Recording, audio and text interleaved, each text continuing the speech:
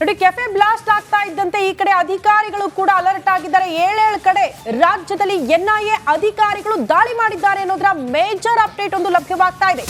RT ನಗರ ಸೇರಿ ಬೆಂಗಳೂರಿನ 4 ಕಡೆ ದಾಳಿಯಾಗಿದೆ ಅನ್ನೋದರ ಡೀಟೇಲ್ ಸಿಗ್ತಾ ಇದೆ. ಜೈಲಿನಲ್ಲಿ ಉಗ್ರವಾದಕ್ಕೆ ಪ್ರೇರೇಪಣೆ ಕೊಡುತ್ತಿರುವ ಹಿನ್ನೆಲೆಯಲ್ಲಿ ಈ ದಾಳಿಯಾಗಿದೆ ಅನ್ನೋದರ ಡೀಟೇಲ್ ಸಿಗ್ತಾ ಇದೆ. 7 ರಾಜ್ಯಗಳಲ್ಲಿ ಎನ್ಐಎ ಅಧಿಕಾರಿಗಳು ಏಕಕಾಲದಲ್ಲಿ ದಾಳಿ ಮಾಡಿರೋದು ಕಾರಣ. ನೋಡಿ, ಪರಪ್ಪನ ಅಗ್ರಹಾರದಲ್ಲಿ ಮನ ಪರಿವರ್ತನೆ ಮಾಡಿದ್ದ ಕೇಸ್ಗೆ ಸಂಬಂಧಪಟ್ಟಂತೆ ಜೈಲಿನಲ್ಲಿ ಉಗ್ರವಾದಕ್ಕೆ ಪ್ರೇರೇಪಣೆ ನೀಡುತ್ತಿರುವ ಹಿನ್ನೆಲೆಯಲ್ಲಿ ಈ ದಾಳಿಯಾಗಿದೆ ಅನ್ನೋದರ ಡೀಟೇಲ್ ಸಿಗ್ತಾ ಇದೆ. ಪರಪ್ಪನ ಅಗ್ರಹಾರದಲ್ಲಿ ಮನ ಪರಿವರ್ತನೆ ಮಾಡಿರುವ ಕೇಸ್. ರಾಜ್ಯದಲ್ಲಿ ಪದೇ ಪದೇ ಇಂಥ ಬಾಂಬ್ ಬ್ಲಾಸ್ಟ್ ಪ್ರಕರಣಗಳು ಆಗ್ತಾ ಇರೋದ್ರಿಂದ ಸಹಜವಾಗಿ ಆತಂಕ ಇದೆ. ಬರೀ ರಾಜ್ಯ ಅಲ್ಲ, ಬೇರೆ ರಾಜ್ಯಗಳಲ್ಲೂ ಕೂಡ ಎನ್ಐಎ ಅಧಿಕಾರಿಗಳು ಅಲರ್ಟ್ ಆಗಿದ್ದಾರೆ, ದಾಳಿ ಮಾಡಿದ್ದಾರೆ. ಕಾರಣ ಉಗ್ರವಾದಕ್ಕೆ ಪ್ರಚೋದನೆ ನೀಡ್ತಾ ಇರುವ ಹಿನ್ನೆಲೆಯಲ್ಲಿ ಈ ದಾಳಿಯಾಗಿದೆ ಎಲ್ಲಾ ರಾಜ್ಯಗಳಲ್ಲಿ ಅನ್ನೋದರ ಡೀಟೇಲ್ ಸದ್ಯ ಸಿಗ್ತಾ ಇರೋದು. ಮಂಗಳೂರಿನ ಕುಕ್ಕರ್ ಬಾಂಬ್ ಬ್ಲಾಸ್ಟ್, ಈಗ ರಾಮೇಶ್ವರಂ ಕೆಫೆಯ ಬಾಂಬ್ ಬ್ಲಾಸ್ಟ್, ಶಿವಮೊಗ್ಗದ ಸ್ಫೋಟ ಪ್ರಕರಣ, ಇದೆಲ್ಲವೂ ಕೂಡ ರಾಜ್ಯದ ಜನರನ್ನ ಬೆಚ್ಚಿ ಬೀಳಿಸಿದೆ. ಈ ಎಲ್ಲ ಘಟನೆಗಳಾಗ್ತಾ ಇದ್ದಂತೆ ಎನ್ಐಎ ಅಧಿಕಾರಿಗಳು ಅಲರ್ಟ್ ಆಗಿದ್ದಾರೆ, ದಾಳಿ ಮಾಡಿದ್ದಾರೆ. ಈ ಬಗ್ಗೆ ಮತ್ತಷ್ಟು ಡೀಟೇಲ್ಸ್ ಅನ್ನ ಕೊಡ್ತಾ ಹೋಗ್ತಾರೆ ಹಿರಿಯ ಪ್ರತಿನಿಧಿ ಸುನಿಲ್. ನೇರ ಸಂಪರ್ಕದಲ್ಲಿ ಜಾಯಿನ್ ಆಗ್ತಿದ್ದಾರೆ. ಸುನಿಲ್, ಓಕೆ, ಫೋನ್ ಸಂಪರ್ಕದಲ್ಲಿದ್ದಾರೆ. ಸುನಿಲ್, ಎಷ್ಟು ಕಡೆ ದಾಳಿಯಾಗಿದೆ, ದಾಳಿಯ ಉದ್ದೇಶ ಏನು? ಶ್ರುತಿ, ಎನ್ಐಎ ಅಧಿಕಾರಿಗಳು ಕರ್ನಾಟಕ ಸೇರಿದಂತೆ ಒಟ್ಟು 7 ರಾಜ್ಯಗಳಲ್ಲಿ ದಾಳಿನ ನಡೆಸಿರುವಂತದ್ದು. ಅದ್ರಲ್ಲಿ ಈಗ ಗೊತ್ತಾಗಿರುವಂತಹ ಒಂದು ಮಾಹಿತಿ ಪ್ರಕಾರ ಕರ್ನಾಟಕ, ತಮಿಳುನಾಡು ಮತ್ತು ಜಮ್ಮು ಕಾಶ್ಮೀರ 3 ಕಡೆ ದಾಳಿ ಆಗಿದೆ ಅನ್ನುವಂಥದ್ದು. ಇನ್ನು ಉಳಿದ 4 ರಾಜ್ಯಗಳು ಯಾವುದು ಅನ್ನೋದು ಗೊತ್ತಾಗಿಲ್ಲ. ಆಕ್ಚುಲಿ ಈ ಕೇಸ್ನ ಹಿನ್ನೆಲೆ ಏನು ಅಂತ ಹೇಳಿದ್ರೆ, ಬೆಂಗಳೂರು ಪರಪ್ಪನ ಅಗ್ರಹಾರ ಜೈಲಿನಲ್ಲಿ ಇದ್ದುಕೊಂಡಂತಹ ಈ ತಡಿಯಂಡಮೋಳ ನಾಸೀರ್, ಕೇರಳ ಮೂಲದ ವ್ಯಕ್ತಿ, ಈತ ಕೂಡ ಭಯೋತ್ಪಾದಕ ಸಂಘಟನೆಗಳಲ್ಲಿ ತೊಡಗಿಸಿಕೊಂಡಿದ್ದ. ಇದೇ ಒಂದು ಕೇಸ್ನಲ್ಲಿ ಅರೆಸ್ಟ್ ಆಗಿ ಪರಪ್ಪನ ಅಗ್ರಹಾರ ಜೈಲಿನಲ್ಲಿ ಇರುವಂತದ್ದು.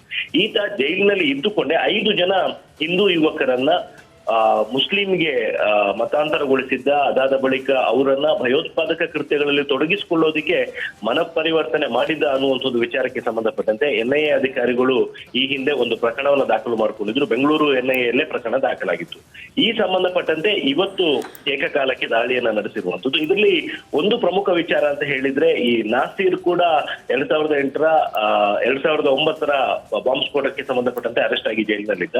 ಈ ಯುವಕರನ್ನ ಮನಪರಿವರ್ತನೆ ಮಾಡಿ ಅವ್ರಿಗೂ ಕೂಡ ಟೆರರಿಸ್ಟ್ ಆಕ್ಟಿವಿಟಿಗಳಲ್ಲಿ ಇನ್ವಾಲ್ವ್ ಆಗೋದಕ್ಕೆ ಬೇಕಾದಂತಹ ಆರ್ಥಿಕ ನೆರವನ್ನು ಕೂಡ ಕಲ್ಪಿಸಿದ್ದ ಅನ್ನುವಂಥದ್ದು ಮಾಹಿತಿ ಗೊತ್ತಾಗಿರುವಂಥದ್ದು. ಇದು ಕೇವಲ ನಾಸೀರ್ ಒಬ್ಬನ ಕೃತ್ಯ ಅಲ್ಲ.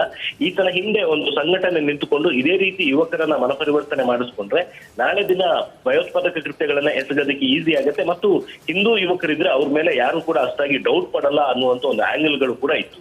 ಈ ಎಲ್ಲಾ ಕಾರಣಗಳಿಂದಾಗಿ ಕರ್ನಾಟಕ ಸೇರಿದಂತೆ ಬೇರೆ ಬೇರೆ ಕಡೆ ಇದೇ ರೀತಿ ಯುವಕರನ್ನ ಮನಪರಿವರ್ತನೆ ಮಾಡೋದಕ್ಕೆ ಮುಂದಾಗಿದ್ರು ಅನ್ನುವಂಥದ್ದು ಎನ್ಐಎ ತನಿಖೆ ವೇಳೆ ಬೆಳಕಿಗೆ ಬಂದಿತ್ತು.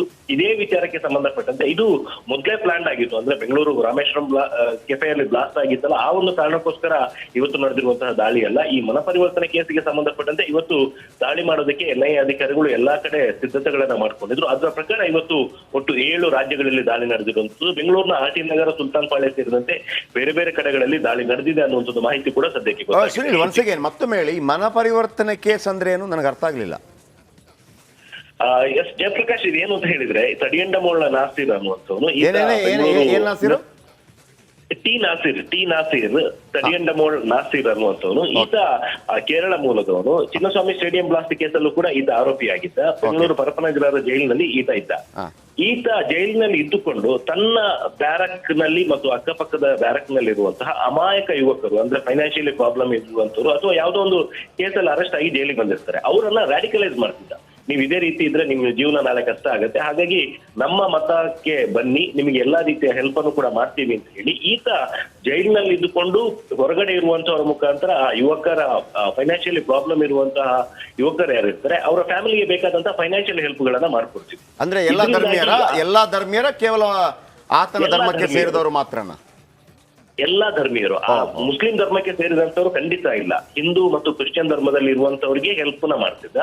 ಮತ್ತು ಅದರಲ್ಲಿ ಈಗಿರುವಂತ ಒಂದು ಮಾಹಿತಿ ಪ್ರಕಾರ 5 ಜನರನ್ನ ಮತಾಂತರಗೊಳಿಸಿದ್ದ ಅನ್ನುವಂಥ ಒಂದು ಮಾಹಿತಿ ಕೂಡ ಇದೆ. ಬೆಂಗಳೂರಿನಲ್ಲೇ ಯಾವುದೋ ಒಂದು ಮಸೀದಿಗೆ ಕರ್ಕೊಂಡೋಗಿ ಅವರನ್ನ ಮತಾಂತರ ಮಾಡಿಸಲಾಗಿತ್ತು ಅನ್ನುವಂಥದ್ದು ಮಾಹಿತಿ ಕೂಡ ಇರುವಂತದ್ದು. ಮತ್ತು ಅವರಿಗೆ ಈ ಟೆರರಿಸ್ಟ್ ಆಕ್ಟಿವಿಟಿಗಳಲ್ಲಿ ಇನ್ವಾಲ್ವ್ ಆಗೋದಕ್ಕೆ ಬೇಕಾದಂತ ಟ್ರೈನಿಂಗ್ ಕೂಡ ಕೊಡಲಾಗಿತ್ತು ಅನ್ನುವಂಥದ್ದು ಈಗ ಇರುವಂತಹ ಮಾಹಿತಿ. ಜಯಪ್ರಕಾಶ್, ಈಗ ಅಧಿಕಾರಿಗಳು ದಾಳಿ ಮಾಡಿರೋದು ಏನು ಮುಖ್ಯವಾಗಿ ಇಟ್ಕೊಂಡು, ಅದನ್ನೇ ಮುಖ್ಯವಾಗಿ ಇಟ್ಕೊಂಡು ಎಲ್ಲಿಗೆ ಮಾಡಿದ್ದಾರೆ? ಇದರಲ್ಲಿ ಈ ಹಿಂದೆ ಕೂಡ NIA ಅಧಿಕಾರಿಗಳು ಪ್ರಕರಣ ದಾಖಲಿಸಿಕೊಂಡಂತ ಸಂದರ್ಭದಲ್ಲಿ ಕೆಲವು ಕಡೆ ದಾಳಿಯನ್ನ ಮಾಡಿದ್ರು ಮತ್ತು ಈ ಮತಾಂತರಗೊಂಡಂತಹ ಯುವಕರನ್ನ ಐಡೆಂಟಿಫೈ ಮಾಡಿ ಅವ್ರ ಕಡೆಯಿಂದಲೂ ಕೂಡ ಸಾಕಷ್ಟು ಮಾಹಿತಿಗಳನ್ನ ಪಡ್ಕೊಂಡಿದ್ರು. ಇದರ ಮುಂದುವರಿದ ಭಾಗವಾಗಿ ಇನ್ನಷ್ಟು ಮಂದಿ ಯುವಕರು ಇದೇ ರೀತಿ ಮತಾಂತರಗೊಂಡಿದ್ದಾರೆ ಅನ್ನುವಂತ ಮಾಹಿತಿ ಆಧಾರದ ಮೇಲೆ ಇವತ್ತು ಏಕಕಾಲಕ್ಕೆ 7 ರಾಜ್ಯಗಳಲ್ಲಿ ದಾಳಿ ನಡೆದಿರುವುದು. ಈಗ ಅವರು ಒಳಗಿದ್ದಾರೆ, ಹೊರಗಿದ್ದಾರೆ ಮತಾಂತರಗೊಂಡವರು ಅಂಡ್ ನಾಸಿರ್ ಆಲ್ಸೋ. ನಾಸಿರ್ ಇನ್ನೂ ಕೂಡ ಪರಪನಗರ ಜೈಲಿನಲ್ಲಿದ್ದಾನೆ, ಆದ್ರೆ ಮತಾಂತರಗೊಂಡಂತವ್ರು ಈಗ ಹೊರಗಡೆ ಬಂದಿದ್ದಾರೆ, ಜೈಲಿನಿಂದ ರಿಲೀಸ್ ಆಗಿದ್ದಾರೆ ಅವರು. Yes, thank you. ಈಗ ಸಂಪೂರ್ಣವಾಗಿ ಮಾಹಿತಿ ಗೊತ್ತಾಯ್ತು. ನಾಸಿರ್ ಅನ್ನುವಾತ ಬೆಂಗಳೂರು ಬಾಂಬ್ ಬ್ಲಾಸ್ಟ್ ಅಂದ್ರೆ ಚಿನ್ನಸ್ವಾಮಿ ಕ್ರೀಡಾಂಗಣದಲ್ಲಿ, ನಾನು ಮೊನ್ನೆ ಕೂಡ ಹೇಳ್ತಾ ಇದ್ದೆ, ಚಿನ್ನಸ್ವಾಮಿ ಕ್ರೀಡಾಂಗಣದಲ್ಲಿ ಒಂದು ಬಾಂಬ್ ಬ್ಲಾಸ್ಟ್ ಆಗುತ್ತೆ, 2 ಬಾಂಬ್ ಬ್ಲಾಸ್ಟ್ ಆಗುತ್ತೆ. ಆಗ ಮ್ಯಾಚ್ ನಡೀತಾ ಇರುತ್ತೆ, ಒಳಗಡೆ ಕ್ರಿಕೆಟ್ ಮ್ಯಾಚ್ ಇರುತ್ತೆ. ಆಗ ಶಂಕರ್ ಬಿದಿರಿ ಅವರು ಪೊಲೀಸ್ ಕಮಿಷನರ್, ನಾವೆಲ್ಲ ಅದನ್ನು ರಿಪೋರ್ಟ್ ಮಾಡ್ತಾ ಇದ್ವಿ. ನನಗೆ ಈಗಲೂ ನೆನಪಿದೆ, ಅಲ್ಲಿ 3 ಬಾಂಬ್ ಸ್ಫೋಟ ಆಯಿತು ಅಂತ ಹೇಳಿ ನಮ್ಮ ಒಬ್ಬ ಸಹೋದ್ಯೋಗಿ ಇಲ್ಲಿ 3 ಬಾಂಬ್ ಸ್ಫೋಟ ಆಯಿತು ಅಂತೇಳಿ ಅವ್ರನ್ನ ನಿಲ್ಲಿಸಿ ಹೇಳ್ತಾ ಇರ್ತಾನೆ. ಆಗ ಅವ್ರು ಕೇಳ್ತಾರೆ, ಇನ್ನೊಂದು ಬಾಂಬ್ ನೀನಿಟ್ಟೇನ ಅಂತ ಕೇಳಿದ್ದು ನನಗೆ ಈಗಲೂ ನೆನಪಿದೆ. ಇನ್ನೊಂದು ಬಾಂಬ್ ನೀನಿಟ್ಟೇನ ತಂದು 2 ಬಾಂಬ್. ಆಗ ಎಲ್ಲ ಒಂದು ಒತ್ತಡ ಬರುತ್ತೆ, ಸರ್ ಮ್ಯಾಚ್ ಇದೆ, ಮ್ಯಾಚ್ ಕ್ಯಾನ್ಸಲ್ ಮಾಡಿ. ಆಗ ಶಂಕರ್ ಬಿದಿರಿ ಹೇಳ್ತಾರೆ, ಶಂಕರ್ ಬಿದಿರಿ ಬಗ್ಗೆ ಭಾಳ ಖುಷಿಯಾಗೋದು ಆ ವಿಚಾರ ನೋಡಿ. ಅವರು ಬಾಂಬ್ ಬ್ಲಾಸ್ಟ್ ಮಾಡಿದ್ದು ಯಾಕೆ? ಭಯಪಡಿಸೋಕೆ. ಅದಕ್ಕೆ ಮೊನ್ನೆಯಿಂದ ಹೇಳ್ತಾರೆ, ಭಯೋತ್ಪಾದಕರು ಅವರು, ಭಯ ಉತ್ಪಾದನೆ ಮಾಡೋರು. ಅವರಿಗೆ ಟಾರ್ಗೆಟ್ ಇಲ್ಲ ಇವರನ್ನೇ ಮಾಡಬೇಕು ಅಂತೇಳಿ, ಜನರಲ್ಲಿ ಭಯ ಹುಟ್ಟಿಸ್ಬೇಕು. ಈಗ ಕಬ್ಬನ್ ಪಾರ್ಕ್ ಕ್ರೀಡಾಂಗಣ ಇದೆಯಲ್ಲ, ಏನು ಚಿನ್ನಸ್ವಾಮಿ ಕ್ರೀಡಾಂಗಣ, ಅಲ್ಲಿ ಬಾಂಬ್ ಸ್ಫೋಟ ಮಾಡೋದ್ರಿಂದ ಕ್ರಿಕೆಟ್ ಮ್ಯಾಚನ್ನು ಸ್ಟಾಪ್ ಮಾಡಬೇಕು ಅಂತ ಅವರ ಉದ್ದೇಶ ಆಗಿರುತ್ತೆ. ಅದರರ್ಥ ಜನಗಳು ಭಯ ಪಡಬೇಕು ಅಂತ ಅವರ ಉದ್ದೇಶವಾಗಿರುತ್ತೆ. ನಾವು ಕ್ರಿಕೆಟ್ ಮ್ಯಾಚನ್ನು ಸ್ಟಾಪ್ ಮಾಡಿದರೆ ನಾವು ಭಯಪಟ್ವಿ ಅಂತ ಲೆಕ್ಕ, ಅವ್ರು ಗೆದ್ರು ಅಂತ ಲೆಕ್ಕ. ಹಾಗಾಗಿ ನಾನು ಮಾಡೋದಿಲ್ಲ ಅಂತೇಳಿ ಆ ಬಾಂಬ್ ಬ್ಲಾಸ್ಟ್ಗೆ ಸಂಬಂಧಪಟ್ಟ ಆತ ನಾಸಿರ್, ಆತನನ್ನು ಪರಪ್ಪನ ಅಗ್ರಹಾರ ಜೈಲಲ್ಲಿ ಇಡಲಾಗಿತ್ತು. ಆಗ ಅವನೇನು ಮಾಡ್ತಾನೆ, ಏನೂ ಇಲ್ಲದೆ ಬಂದಿರುವಂಥ ಅನೇಕ ಯುವಕರು ಇರ್ತಾರೆ, ಯಾವ್ಯಾವೋ ಕಾರಣಕ್ಕೆ ದುಡ್ಡಿಲ್ಲ ಮತ್ತೊಂದಿಲ್ಲ, ಅವರಿಗೆ ಆಸೆ ತೋರಿಸೋದು, ಪುಸಲಾಯಿಸೋದು. ನೋಡಿ, ಸುನೀಲ್ ಒಂದು ಮಾತನ್ನು ಹೇಳ್ತಾ ಇದ್ರು, ನಾಸಿರ್ ಆತನ ಧರ್ಮಕ್ಕೆ ಸೇರಿದವರನ್ನು ಮುಟ್ತಾ ಇರಲಿಲ್ಲ. ಒಂದು ಪಾಪದ ಹಿಂದೂ ಹುಡುಗರೋ ಕ್ರಿಶ್ಚಿಯನ್ ಹುಡುಗರೋ, ಪಾಪದ ಹುಡುಗರೋ ಕಳ್ಳರೋ ಪಿಳ್ಳರೋ ಗೊತ್ತಿಲ್ಲ, ಬೇರೆ ವಿಚಾರ.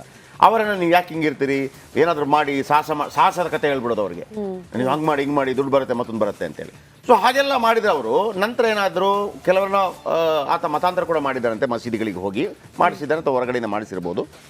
ಅವರೆಲ್ಲ ಹೊರಗೆ ಬಂದು ಈ ಭಯೋತ್ಪಾದಕ ಚಟುವಟಿಕೆಗಳಲ್ಲಿ ಭಾಗವಹಿಸುವಂಥದ್ದು. ಈಗ ನಾನು ಮಾಸ್ಟರ್ ಮೈಂಡು, ನಾನು ನಿಮ್ಮನ್ನು ಕರ್ಕೊಂಡೋಗಿ ಅಲ್ಲಿ ರೆಡಿ ಮಾಡಿಸಿರ್ತೀನಿ, ನಾನು ಒಳಗಿದ್ದಿರ್ಬೋದು, ಅದರ ಹೊರಗಡೆ ನೀವೆಲ್ಲ ಮಾಡ್ತಾ ಇರ್ತೀರಿ, ನಿಮಗದಕ್ಕೆ ಸಂಬಂಧನೇ ಇಲ್ಲ, ಕೇವಲ ಹಣದ ಆಸೆಗಾಗಿ ಬಂದಿರ್ತೀರಿ. ಹಾಗಾಗಿ NIA ಏನು ಮಾಡಿದೆ, ಇವತ್ತು 17 ಕಡೆ 7 ರಾಜ್ಯದ 17 ಕಡೆ ದಾಳಿ ಮಾಡಿ ಈ ಹುಡುಗರು ಏನು ಮಾಡ್ತಾ ಇದ್ದಾರೆ ಅವರ ಚಲನವಲನಗಳನ್ನು ಪತ್ತೆ ಹಚ್ಚುವಂಥ ಕೆಲಸವನ್ನು ಮಾಡಿದ್ದಾರೆ. Hats off. ಓಕೆ, ಸೊ ಮುಂದಿನ ಸುದ್ದಿಗೆ ಹೋಗೋಣ.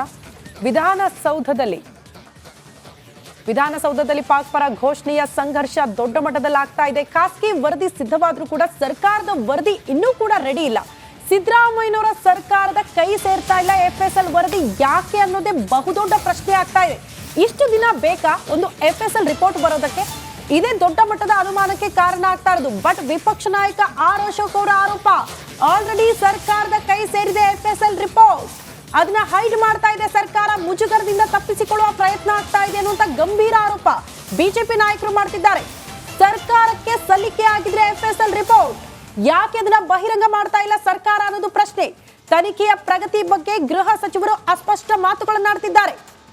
ಬಿಜೆಪಿ ಆರೋಪಗಳಿಗೆ ಸರ್ಕಾರದ ಸ್ಪಷ್ಟನೆ ಏನು? ಹಾಗಾದ್ರೆ ಯಾವ ರೀತಿಯ ಸ್ಪಷ್ಟನೆ ಕೊಡ್ತಾರೆ ಸರ್ಕಾರದ ಮಟ್ಟದ ಸಚಿವರು?